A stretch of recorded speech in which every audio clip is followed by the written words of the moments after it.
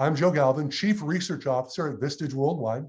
I'm happy to host the latest webinar in our Peak Performer webinar series.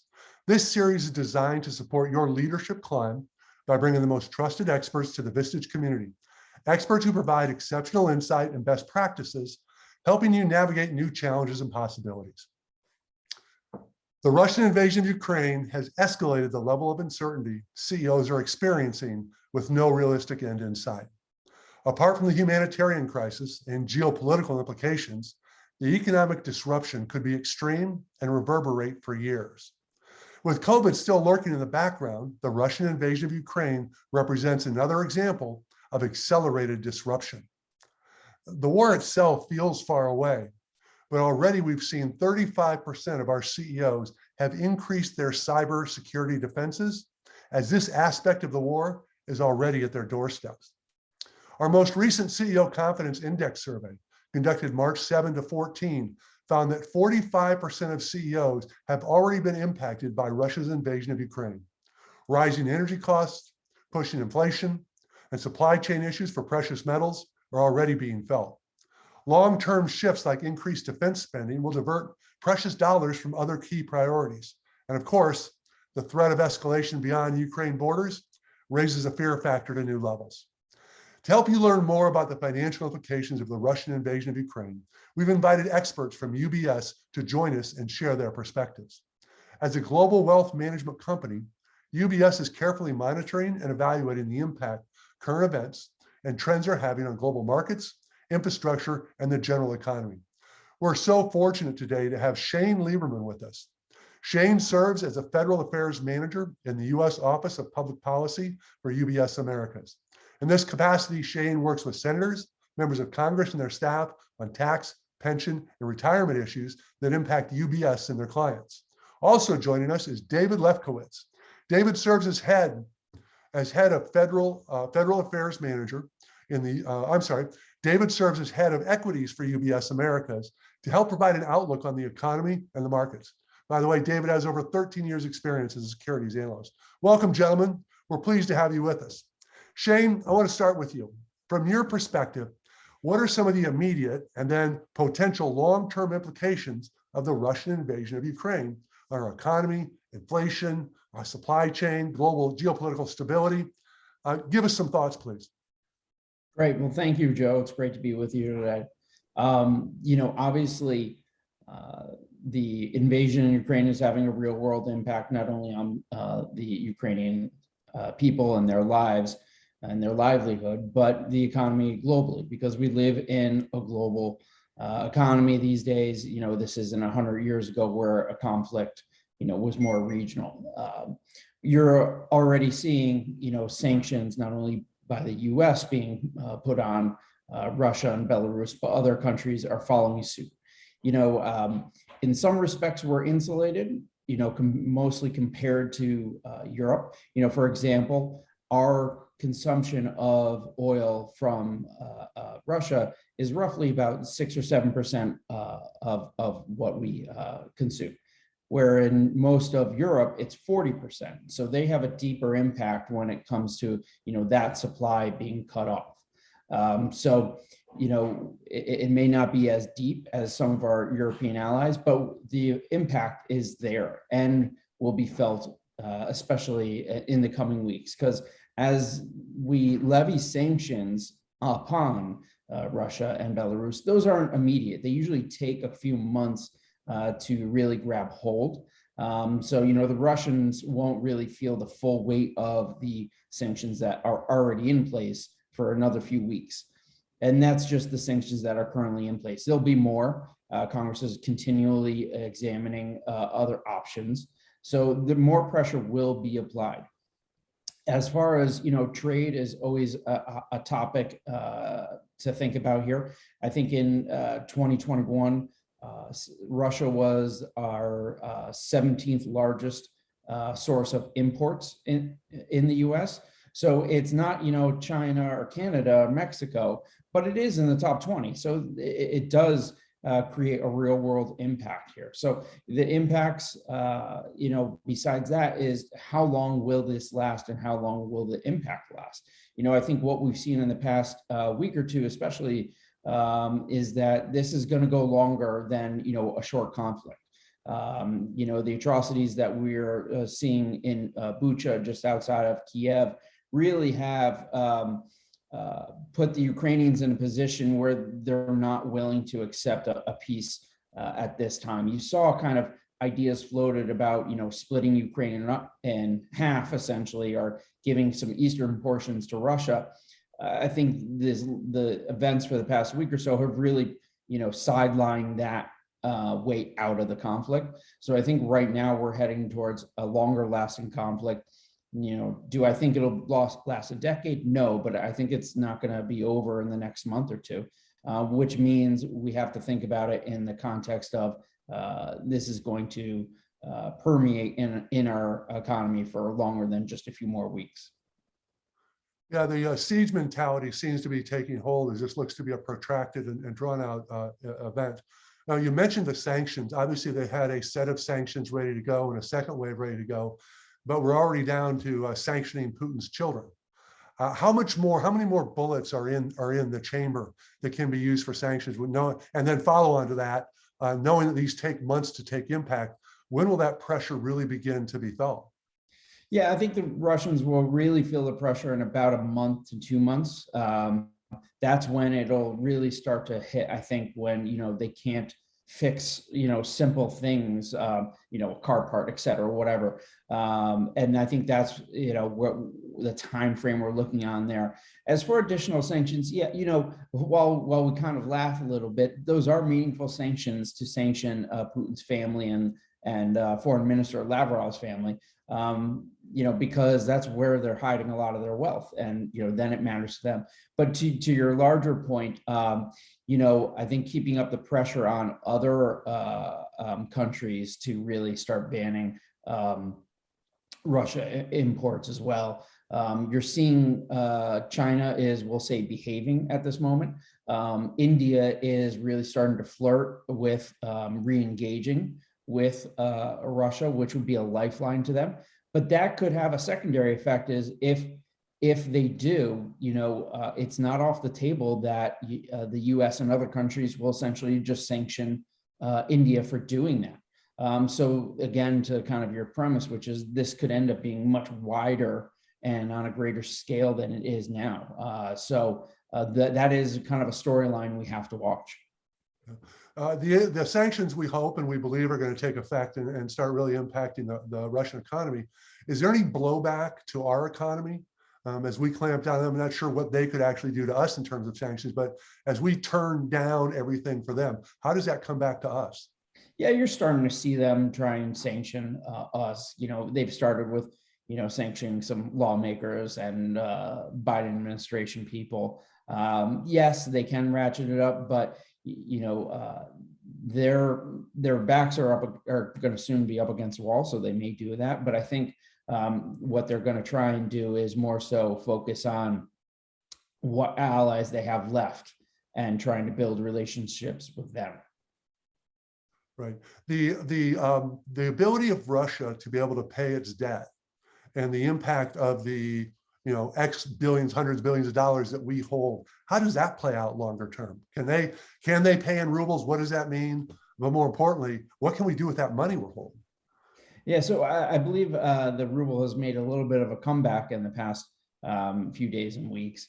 But as the sanctions grab hold, the ruble may go down again. So that's kind of a roller coaster. So I think kind of just thinking about it as a one-day event is short-sighted. So the debt, I think, is the bigger issue that we need to keep an eye on. And I believe the U.S. government is really thinking about how that is going to happen and how they're trying to really put the vice around Russia's neck and the payment and their debt payments. So that could be, really where, besides the sanctions, the most pressure can be applied to Russia. What would a default mean? I mean, we hear about, oh, they can't pay, they're going to default. What does that mean? And then more importantly, how does that ripple back to us? Yeah, so we've given a lot of thought to default from our side. Every few years we talk about increasing the debt ceiling in the U.S. So I have not figured out what it means for the U.S. economy, and I'll let David jump in if he has any thoughts there. Well, let's do that. Let's transition to David. David, let's get your perspectives, please. How are these implications impact the economy and markets, and build on the default and all the things that we're chewing about here? Yeah, thanks, Joe, and thanks for having me.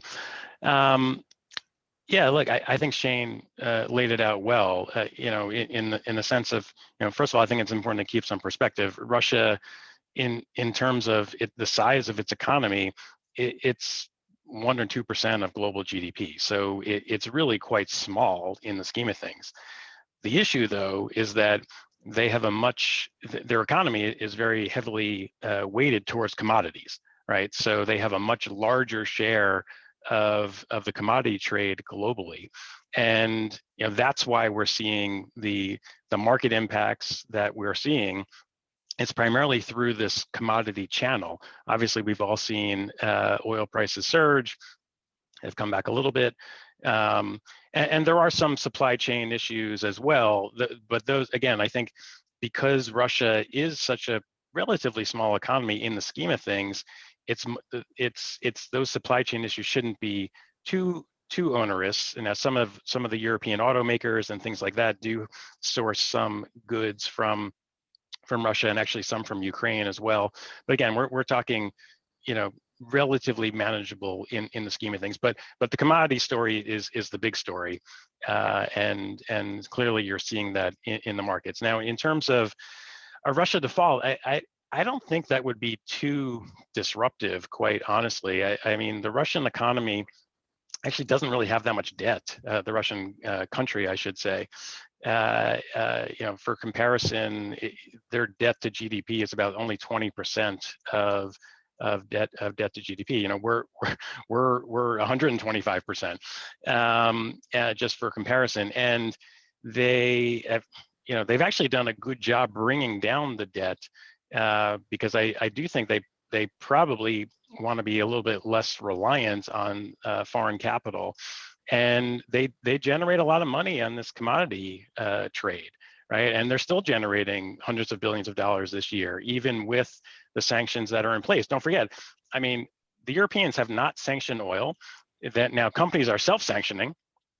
You've seen certain companies, try to not buy Russian oil, especially the Europeans, and obviously the Americans. But as Shane pointed out, it's a relatively, it's really a small part of our overall supply. So they're still generating cash, and Russian assets are not such a big part of the global financial system. It's going to be commensurate with the size of their economy, again, which is quite small. So if we are talking about some sort of default, I really don't think that would be much of a market impact. I mean, you never know for sure. Some specific players may have loaded up on Russian assets and Russian debt, and maybe they leverage them too much. I don't know if people remember long-term capital, back and when Russia defaulted back in the late 90s, that did have reverberations around the world in terms of global markets. But I think these days people have been a lot more careful and very cognizant of the exposure they want to have to Russia.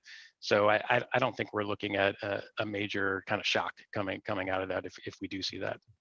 You mentioned the energy and the fact that we only import 4%, 6% from Russia. Europe, on the other hand, consumes much more, not just oil, but natural gas. And they're going to shut off coal, but that's not coming until summer. As Europe, if this were to get harsh and Europe were to stop the oil, how would that drive the European economy? A lot of people say into a big time recession. And then, what do we catch as a downdraft from that? Yeah, so I mean, the reason that the Europeans haven't turned off the oil and the gas is even more important, right? I mean, 40% of their gas comes from Russia, 20 some odd percent of oil consumption. it's just they can't. I mean, the Russians, pun intended, the Russians kind of have them over a barrel, right? I think the Europeans are, they announced a plan to get off of Russian energy.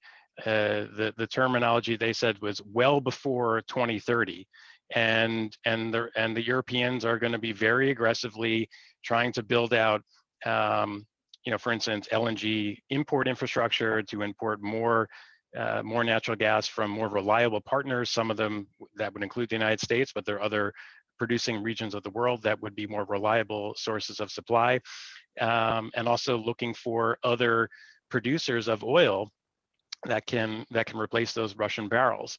But look, if there was a disruption, Joe, to your question, in terms of the energy flows into Western Europe, that would be quite problematic. I mean, clearly that would be very troubling for the European economy. And to your point, there are much bigger linkages between the United States economy and Europe that would certainly have some knock-on growth effects here in the United States in terms of just slower demand for our goods and services that we do export to Europe. Yeah, Shane, feel free to jump in at any time if you want to build on this, because I wanted to take that question and turn it the other way around, because we talked about energy, we talked about the minerals. We didn't mention wheat, but they are a large exporter of wheat to a lot of parts of the world. But if we turn that around and say, what is Russia not getting from the West that's going to put pressure on them in ways they maybe hadn't anticipated? Yeah, so I think what we've been trying to do, and Shane may know some of the details here, is really try to limit their ability to, first of all, there were sanctions on semiconductor and semiconductor technologies.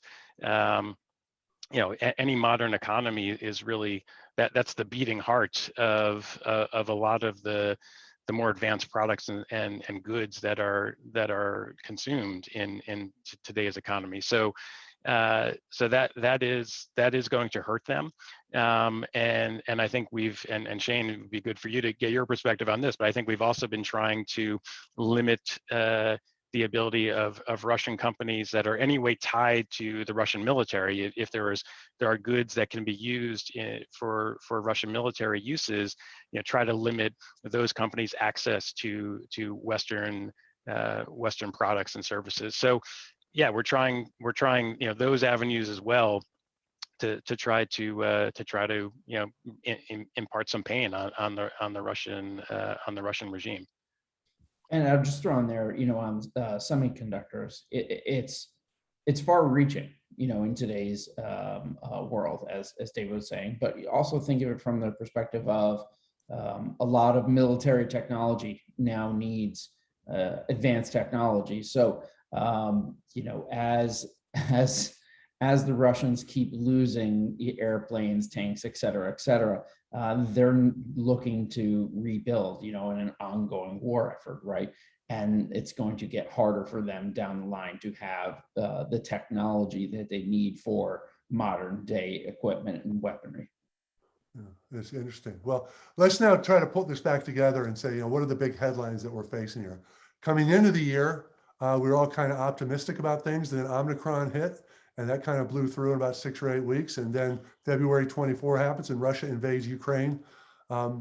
We had thought coming into this year that we would see inflation begin to abate mid-year to the second part of the year. We thought other factors that were drags on the economy would also go away, and we'd see an up and to the right trajectory for the next couple years at least. What are your thoughts now on when inflation, because that's clearly one of the biggest issues that our members are facing right now. They're seeing the rising cost of energy, of everything. It's cost for materials, it's supply chain channels, it's the rising cost of people, all these things come together. Each of you in turn, what are your thoughts on the immediate term, but more longer term on inflation? When do we think that will begin to, have we seen the peak? Is it going to get worse? And when will it get better is probably the bigger question. Sure. I'll take a crack at that first, and happy to have other thoughts here. But I would break the inflation question into a few different buckets, because I think there's a lot of different things going on with inflation. I put them in 3 buckets. First, I would say it's all the pandemic-related effects, And in the pandemic related effects, we saw, and actually, I'm just going to show a chart, Joe, because I think this is so interesting to me, and I'm sort of a numbers and data geek. So, I mean, That's why I like this, you. right? This to me is just astounding. What I'm showing here on this chart is this is goods consumption, and this comes from the GDP. What are goods? Goods are, anything you touch and feel: cars, iPhones, furniture, appliances, etc. And we've just seen the largest surge in goods consumption in it probably since World War II, as the country was gearing up to fight that war. And this was not war related. This was pandemic related. We put a lot of stimulus into the economy. What did consumers do with that? They couldn't go on vacations, go out to restaurants, go see live entertainment. They needed to reorient their houses for homeschooling and work from home. So, and people bought bigger homes, they bought standing desks, they bought more computers. And the global economy is just not designed to accommodate this kind of surge in consumption. And you can see this is a 7 standard deviation event based upon the history since 1960. So the good news is that this is now beginning to slow down, right? We're getting to a point where the growth in goods consumption is beginning to normalize. We've seen that in the last couple of quarters, and that's going to continue to normalize going forward. So I would say the first bucket is really these pandemic effects. And I would put the supply, this kind of feeds into the supply chain as well. And the reason that, our logistics networks are just not designed for this level of volume. But as businesses are adding more capacity, as you're seeing a reduction in the growth in goods consumption, you are starting to see some of these pandemic effects are beginning to ease. And I think that's going to be the big story as we go over the next several months. The other piece I would say are oil prices. Now, oil prices, obviously, and energy and commodities more broadly, but oil is such an important commodity because it touches so many different aspects of our lives. And it's actually the largest commodity by far in terms of dollar value. That, oil prices have risen. Let's not forget, at the beginning of last year, oil was at $50 a barrel. Now it's at 100. It's very unlikely it's going to go to 150. Right. The market knows all these issues we're just talking about with Russian supplies and things like that. So the market is already pricing all of this in. So I don't think we're going to necessarily see oil prices rise another $50 a barrel. Obviously, lots of uncertainty in terms of the war and how that plays out. But I think we're going to start to be seeing much more moderate increases in oil prices from here. In fact, they could modestly go down a bit. I don't think there's going to be a lot of downside in oil prices, but because it's a relatively tight market. But the point is that I think we're probably past the most painful parts of the surge in energy prices. And then the last piece, and I have another chart on this, is wages. And this is what the Fed is really worried about. This just showing here, this comes from the Atlanta Fed. This is the median increase in wages across all different types of jobs in the economy. What's been the rate of change in terms of wages? And yeah, it's really skyrocketed. We're looking at one of the tightest labor markets we've seen in many, many decades. And what the Fed is trying to do is slow down the economy a little bit in order to try to cool this off a little bit. So, if I put this all together, I think the pandemic effects should begin to start easing. They already are. That you're going to start to see that more clearly, I think, as we go through the balance of this year. The energy shock, I think we've kind of absorbed it. It's probably not going to get materially worse from here. The open question is really on the labor side. But even, labor market, even if we do have 6% inflation on wages, which is too high from the Fed's perspective, that shouldn't lead to 8% inflation in the economy, which is what we have right now. It should lead to more like 3 or 4% inflation. So I do think that inflation can come down to this maybe 3 or 4% level over the next, say, 12 to 18 months. But if it's 4, that's probably even a little bit too high for the Fed. So they may want to try to slow the economy a little bit more without tipping us into recession. And that's going to be a tricky thing that they're going to have to navigate over the coming months and quarters. Shane, your thoughts on these topics? Yeah, thanks, Joe. I always like listening to David, what he has to say here. I think the only things I'll add is that, from the federal government side, to kind of David's point, the spigot is not completely turned off, but it is slowing down. You're not going to see another $2 trillion COVID relief bill. There are some more targeted measures that Congress is looking at. The Senate has come to a kind of a verbal agreement on $10 billion for testing, vaccines, et cetera. And then the House is looking at about $50 billion for restaurants. And I think like gyms, is still, I think that $10 billion bill probably passes. The larger $50 billion bill is a bit of a question mark. So that's a little fluid, but again, you're not seeing these $1 trillion efforts of new spending initiatives that, kind of keep that pedal to the metal, we'll say. Additionally, Congress is going to talk about fighting inflation, but really there's not much on the horizon for them that's going to, one, pass, and two, really have an impact. You're hearing about a gas tax holiday. I don't think there are the votes for that to pass in Congress. So, there'll be a lot of talk out of Washington, D.C., but I don't think anything is really going to translate into at least Congress making a difference here. And to David's point, the Fed is where the action will be. And, he's laid out what he sees going forward there. Well, interest rates is a big topic. It has been historically low. The comment has been, if you can sleep at night, you simply haven't borrowed enough money. Clearly, we're coming to the end of that, but how high and how long is that going to go? And what are the implications of that? Again, thinking about it as a business owner, how do I manage that?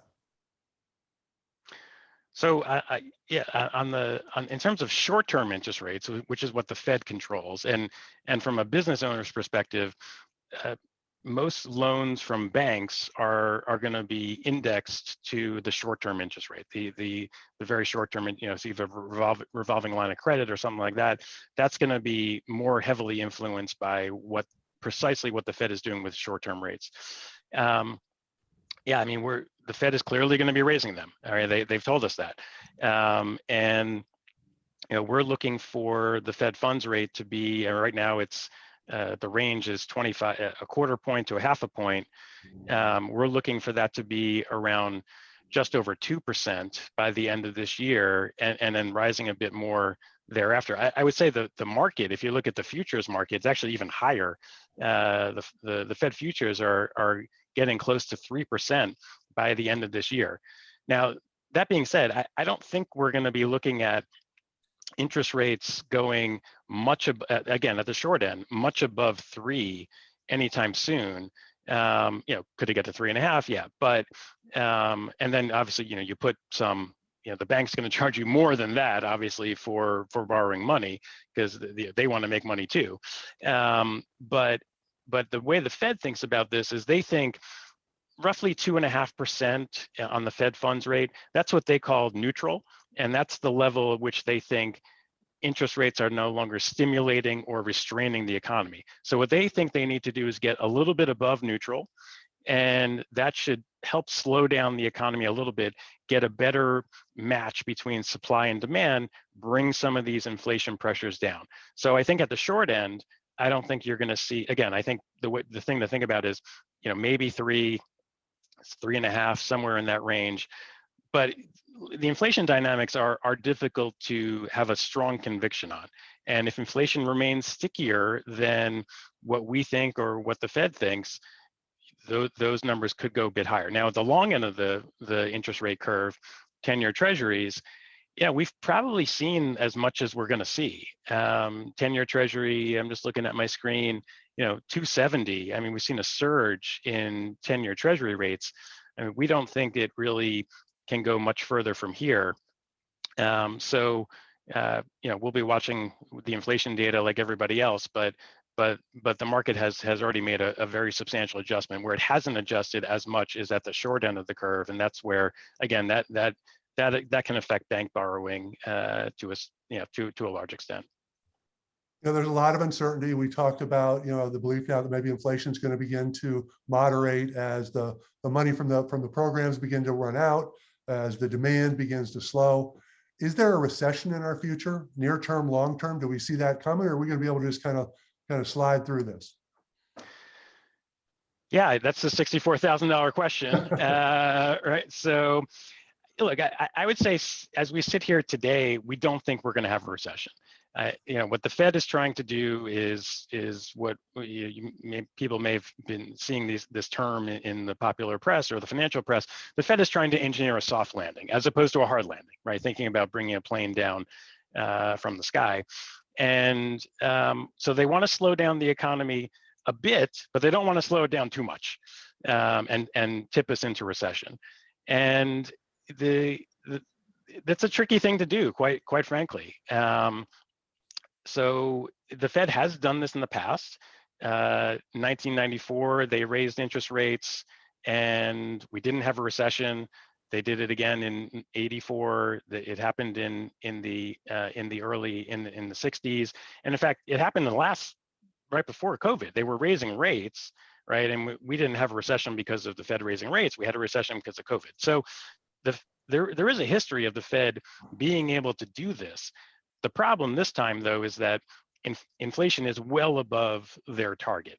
And so there's a risk that they go a little bit too hard on the rate increases, and they do tip us into recession. They don't want to tip us into recession, but they have to walk this balance between keeping the economy in expansion and at the same time trying to get these inflation pressures under control. And it's tricky. It's just tricky.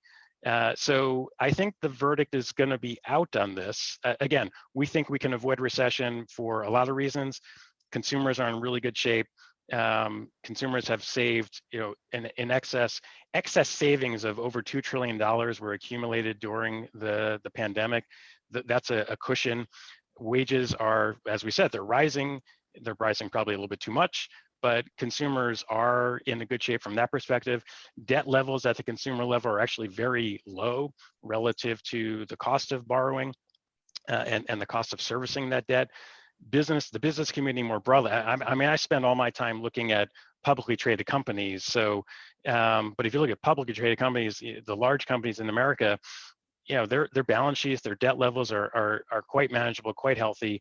So there are a lot of cushions that mean we can absorb some of these shocks we've seen, both from energy prices and from what the Fed is doing. So our base case is that we don't go into recession, but I don't think the market's going to know for sure the answers to this question until we get later into the year, assess the impacts of the Fed rate hikes, see how much inflation's coming down, and then investors at that point will start to get a little bit more confidence about what does 23 look like, and that's where the uncertainty is at the moment. Shane, your thoughts? I love David's answer, so I think I'll just kind of take a little different spin on this, which is, and I saw that question in the chat box saying, possibility of recession in 3 or 4 years, or so. If you look out what's going to happen in 3 or 4 years, in the public policy realm, 2 major items really. One, at the end of 2025, the 2017 tax cuts sunset. Now, not all of them, like the corporate tax rate, that's permanent, but the rate cuts for individuals, small businesses, changes in the estate tax realm, they all sunset. So unless Congress passes a law, you could see the estate tax exemption be cut in half. So if you're a business owner, I talked with someone last night, a family friend, he's thinking about selling his business within the next 5 years. And I put this on his radar to say, think about the timeline of that, because it may make sense for you to exit quicker and do proper estate tax planning, so that you're not caught up by whatever, events happen in 2025. We don't know, because who wins the 2024 elections? Is it Republicans, who will probably renew all of the 2017 tax cuts? What if Democrats win? Maybe they'll renew some, but not all. Or if it's divided, Congress and White House, you'll have some kind of mix. The other thing is that in 2026, Medicare is scheduled to be insolvent. This will create probably a bipartisan bill to extend the life of Medicare, but some of that may include tax increases. Some of it may include benefit changes. It's way too early to say, but these are two very large items that will necessitate large action by Congress that, you should have in the back of your head when you're thinking about a lot of these issues of, your business and what, how you're kind of thinking about it long term. Right. We talked earlier about globalization a little bit, about how India is maybe siding with Russia, China is kind of on the fence. Is there a scenario that says we kind of line up between the democratic and the authoritarian countries? And how does that affect globalization? Because we're all benefiting from the fact we can go down to the store and get whatever we want from whatever part of the world, and then the shelves are full. How does this impact globalization? Should there really be this bifurcation? Should there be bifurcation? No, but there is. And the question to me is, is that bifurcation really deepened? For example, we've for a long time now, we've had this bifurcation with North Korea, Iran, Venezuela. So, right, that is less impactful than it really being, set off, bifurcated from Canada, Europe, Mexico, etc. So, this is kind of something we need to absolutely keep an eye on. As of now, I think the global outrage against Russia has, kind of kept us on, we'll say, on safe ground. But then there's everyone thinking, well, what is China do with Taiwan? At the moment, this has caused China to take a pause. China, historically, they play very long term. They don't make sudden moves that are short-sighted. That appears to be what Russia has done, a very short-sighted move that was not well thought out. So this will give them pause. The other thing is that North Korea historically hates it when the attention's off them. So what have we seen these past few weeks and months is them launching missiles, to try and gain attention. What if there's a bad accident with one of those missile launches? So this is a dangerous road we're going down. But I think right now it's fairly being managed well. So you can't sleep perfectly at night, but right now I feel that we're doing okay in this being managed on that global divide, we'll say. Yeah, Joe, if I could just jump in, I would echo everything that Shane said, but yeah, look, I do think the era of globalization is over, right? I think the trends have been moving in this direction for some time. That especially as the U.S. and China have been beginning to disentangle themselves from each other's economies. I think the war in Ukraine just re-emphasizes to business leaders that they need to be partnering if they're going to be doing business overseas. They need to feel comfortable that there's going to be reliable supplies of whatever product they're buying or selling or even selling over there. And I think that just means a more fragmented global economy. And that probably also means just a less efficient global economy. And what that means is probably a higher level of inflation than we had before COVID. Now, it doesn't mean 8% inflation, but it probably means, I don't know if that's a half a point of inflation, a quarter point, something in that magnitude. But I do think we're going to be, we are in a different world than where we were, say 15 years ago. And it's not just the Russia invasion. It's a whole host of, we're entering this kind of multipolar world, and I think there are economic implications of that. Yeah, I'll just quickly add to that because David made such an excellent point. And a great example is what Congress is trying to do right now with passing what's called the Competes bill. There's also a version in Congress called USICA. And a bill has passed both the House and Senate, and they're trying to reconcile the differences. And this is to try and essentially prop up the US semiconductor industry so we're not so reliant on China, to David's point, to start disentangling us to an extent so that we're not so reliant and essentially have an Achilles heel to China. So as we go down this path of kind of breaking up the globalization trends of the past, and Europe moves away from using the Russian energy sources, both gas and natural gas and oil, and now they begin to compete with us for that same gas, that same resources.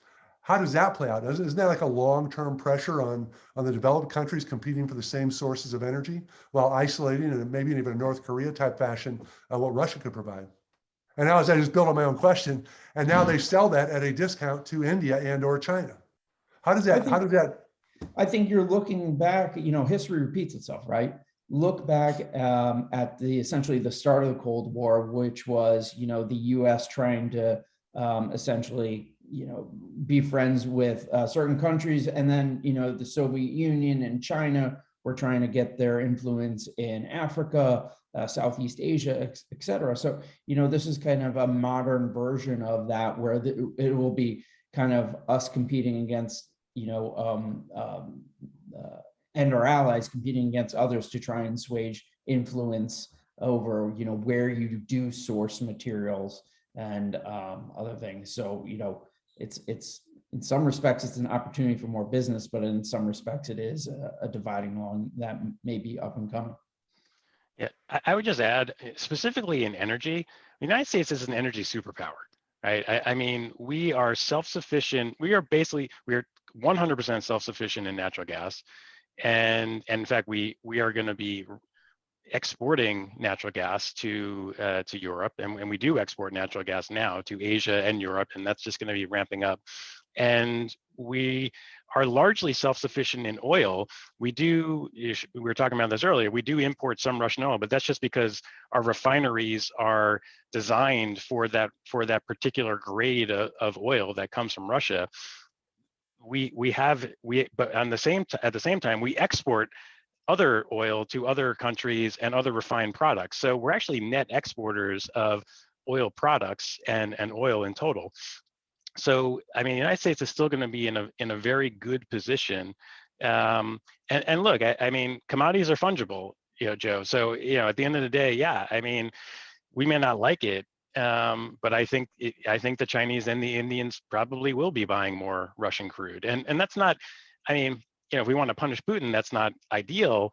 But if we want to keep prices more moderate for consumers, that is one way we get out of this, is that whoever was supplying India and China can, and if India and China are buying that Russian product, they can then turn around, those suppliers can then turn around and supply Europe, right? So I think you're going to see more of that. It's sort of a rejiggering of the buyers and sellers of the certain types of commodities within the global commodity market.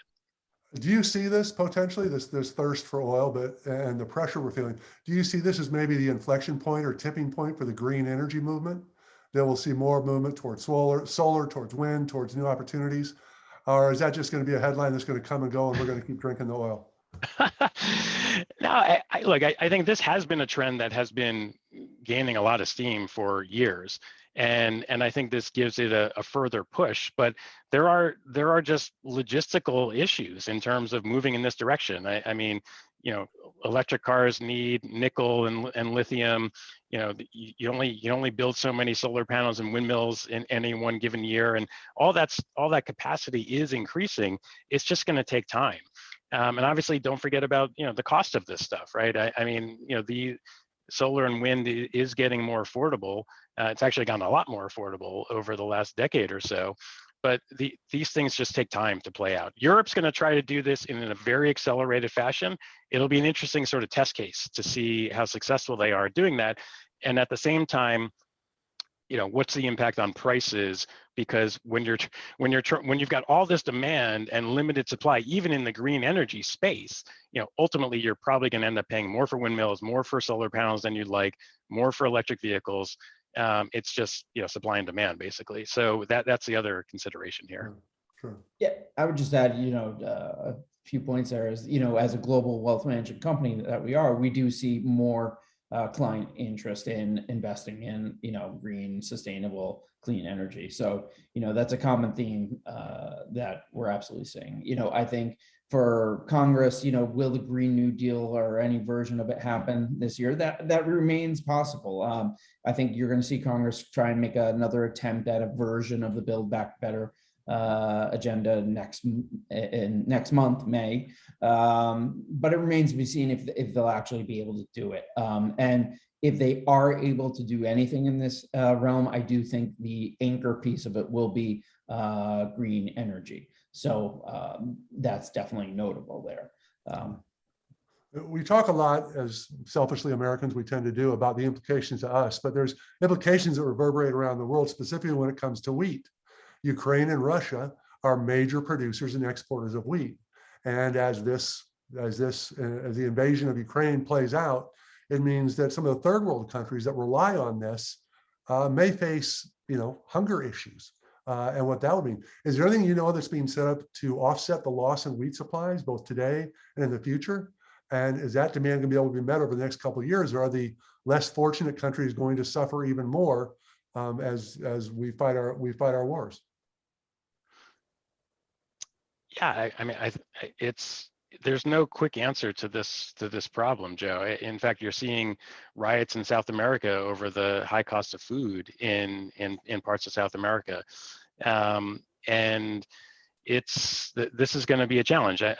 We can deploy technology. There are ways to get better yields out of crops. There's things like that. There's not only chemicals and fertilizers and things like that, but there's actually information technology that can be used to try to enhance the amount of food we produce from a given acre of land. But all those things take time to get developed. So I also think it's important to bear in mind. I do think that once the hot war ends, and hopefully it will in a relatively short amount of time, but who knows?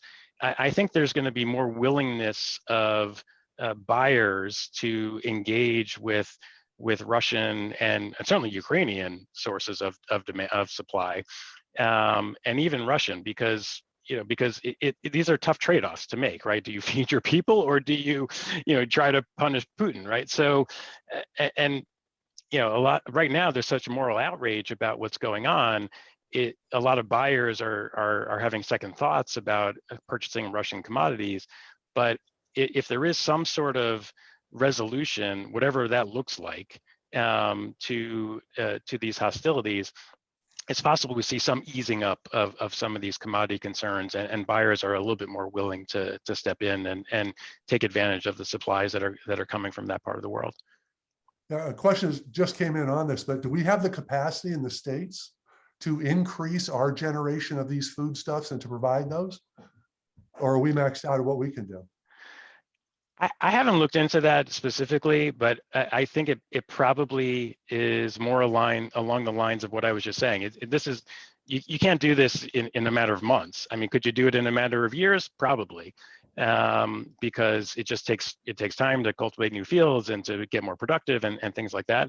But that I haven't looked at that particular item in great detail. Okay. Well, let's go ahead and shift a bit then.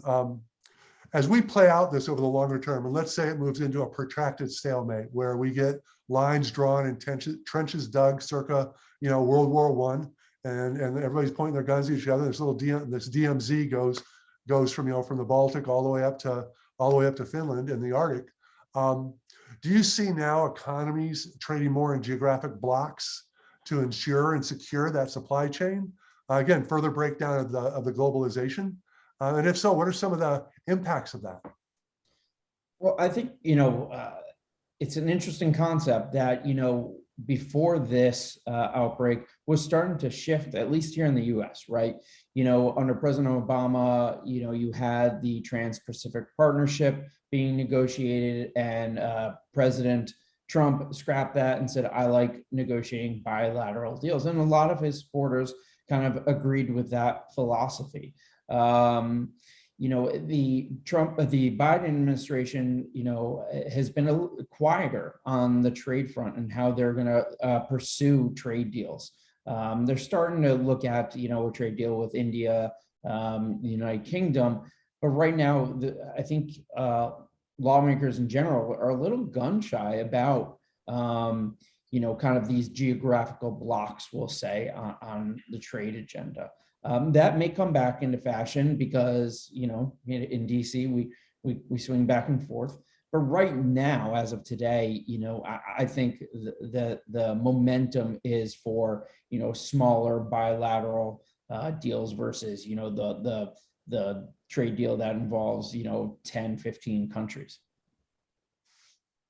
Let's push the hands of time forward a little bit. Let's say that this that moves into some negotiated agreement and everybody stands down and puts their weapons down and all that. How will the need/demand for rebuilding Ukraine, how is that going to affect global markets, our markets, financial markets? Are we all going to chip in, or are they just going to be living in rubble for a period of time? So this is something I've really been thinking about, you know, because if, say, the war ended today, you could tell me it would be $5 trillion to build Ukraine, and I believe you. I haven't seen any like verifiable numbers, but you know, as we've seen, the destruction and carnage in Ukraine is unimaginable. So to rebuild Ukraine, you know, is going to take probably decades, you know, and it can't be done just by Ukraine. You know, are you going to get Russia to pay for it? You know, so it has to, on some level, be a global effort. Yes, more of the onus will be on, you know, Ukraine, but, you know, I think you're going to kind of maybe see almost like a 2022 version of the Marshall Plan or something, because, you know, the countries that are on Ukraine's side are going to recognize that, you know, you can't just walk away from this. I want to ask one more question before we wrap up, and that is currency. You know, you talked earlier about the ruble went down, it came back up. They're doing things to prop it up. What's the impact on USD and the remaining world currency, and is that going to have an impact going down the road? Yeah, I don't know if you're asking this specifically, Joe, but we've been getting a lot of questions on, you know, what's the dollar's role? You know, is there any risk of the dollar losing its reserve currency status? And I would say not really. No, I would say no is the short answer. I mean, when you look at the advantages that the dollar has, they're manyfold. I mean, first of all, the United States still is the largest economy in the world, right? So if you want to trade with the United States, you've got to do it in dollars. You know, second, we have the deepest and most liquid financial markets in the world. And if you think about who wants to, if you're thinking about owning a foreign currency, you want liquidity, you want depth of markets, you want to know that when you go to sell those assets, there's a willing buyer. And that's very clearly the case with the US dollar. There's the amount of dollar assets in the world dwarfs the amount of assets you would see in other currency denominations. So you know, even if China didn't want to own dollars, they kind of have no choice, right? There's no other market large enough to put that capital. And I would say the last part of this is that the Fed has a tremendous amount of credibility, and I think they're just you know, certainly relative to a lot of other, you know, most other central banks around the world.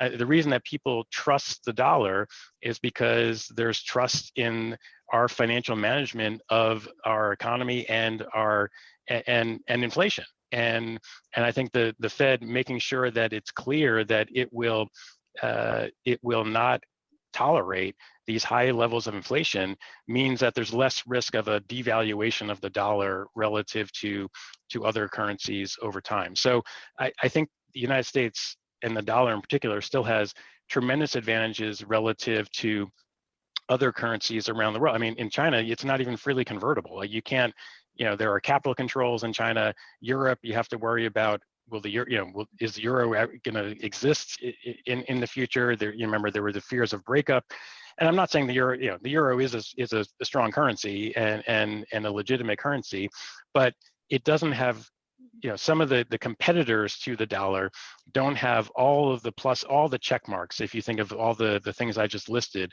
in terms of in terms of what makes it so appealing as a store of value. And the last thing I'll just say, and I'm curious if Shane has any thoughts on this. I mean, Shane brought up, we're a global wealth management firm. I talk to a lot of Latin American clients. I'm here in New York.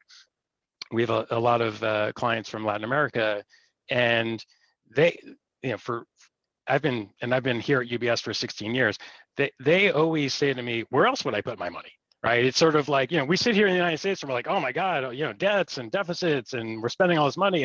But like, if you're not sitting in the United States, it's a very different perspective. And I think that's kind of helpful because again, the option set is very limited. And when you look at that option set, the dollar still stands out head and shoulders above everything else.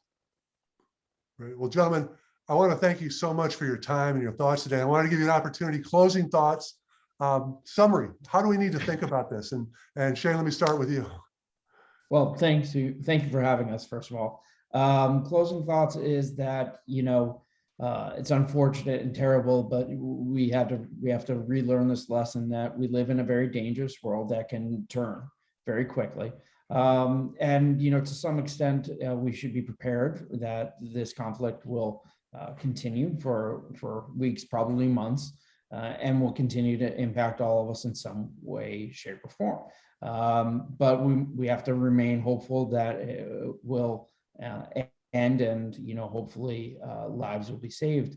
And at the end of the day, talking to David and others, you can try and take a moment to kind of get that baseline and not overreact. I think that's where I'm heading, is that, while it is a scary, dangerous world, don't overreact. Great, thank you. David? Yeah, Joe, I would just say, yeah, I mean, I think there was a lot of uncertainty around the impact of the war in Ukraine, certainly in the first couple of weeks of that event. But I think business leaders, I think financial markets, I think we're all getting a much better handle on what the issues are, and that's what markets want. That's what business leaders want. They want to know, okay, just tell me, what has changed, and what do I need to now? Now I can figure out what do I need to do. And so I think we may be through the most disruptive part of it. Now, obviously, you can't say that with 100% confidence, because something could happen, and then we start ratcheting up the sanctions in a much more material way. Again, we were joking, sanctioning Putin's children, it's not going to affect us, right? But I mean, but in terms of, there could be other sanctions, and Shane talked about, sanctioning third parties that trade with Russia. I mean, if we were to do something like that would obviously be very disruptive to the global economy. But I think the good news, and again, I'm trying to separate the war from, which is enraging and terrible and very upsetting, from the economic effects of it. We may have already seen the most disruptive part of this, and now it's just a matter of saying, okay, now how do we manage through this, and now we sort of know the rules of the road. So still an uncertain environment, but it's possible that we're already past the worst of it from an economic perspective. Well, thank you so much for that optimism to close out our call. David and Shane, thank you so much for your insights and perspectives, and thanks to UBS for making you available. To our attendees, we'll be sending a link to today's recording and slides within the next 24 hours or so. So look forward to that. And for Vistage members, if you've not had the chance to watch the conversation with Indra Nui that streamed last Friday exclusively for Vistage members, a recording is available through July 1. It's a really great session. This dynamic conversation was led by our CEO, Sam Reese, and brings you some key insights from Indra. She's the former CEO and chairman of PepsiCo and does a great job of translating big company concepts into small and mid-sized business nuggets of knowledge. Really powerful session. She talks about future-proofing your business and how to rethink the talent crisis as the great re-enrollment as opposed to the great resignation. You can, of course, find more information on MyVistage. We invite you to join us for upcoming webinars, including our expert roundtable, Best Practices for Hiring and Retaining Hourly Workers, on Friday, April 29th. More information on this is available at vistage.com/webinar. That's vistage.com/webinar. I'm Joe Galvin, your Chief Research Officer. It's such a privilege to be part of this community and be able to moderate events like this with experts like Shane and David that we had today. So I thank you for your time and attention. Appreciate your participation and wish everyone to be well. Thank you very much for your time.